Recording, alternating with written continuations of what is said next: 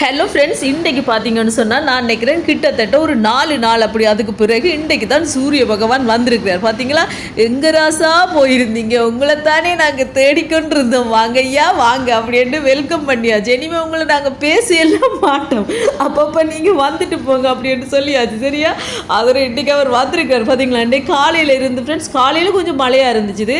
அதுக்கு பிறகு பார்த்தீங்கன்னு சொன்னால் நான் நினைக்கிறேன் ஒரு 10 மணி, அதுக்கு பிறகு நல்ல வெயில் அடிச்சு கொண்டு இருக்குது.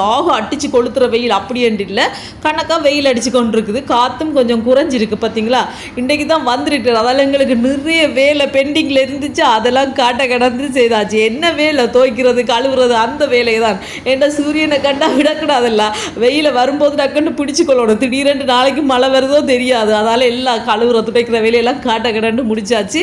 இன்றைக்கு கொஞ்சம் நல்ல வெயில் அடிச்சுது. பார்த்தீங்களா, உங்களோட இடங்கள் எப்படி ஃப்ரெண்ட்ஸ், மழையா வெயிலான்னு மறக்காமல் சொல்லுங்கள். வீடியோ பிடிச்சிருந்தா மறக்காமல் சேனலை சப்ஸ்கிரைப் பண்ணுங்கள்.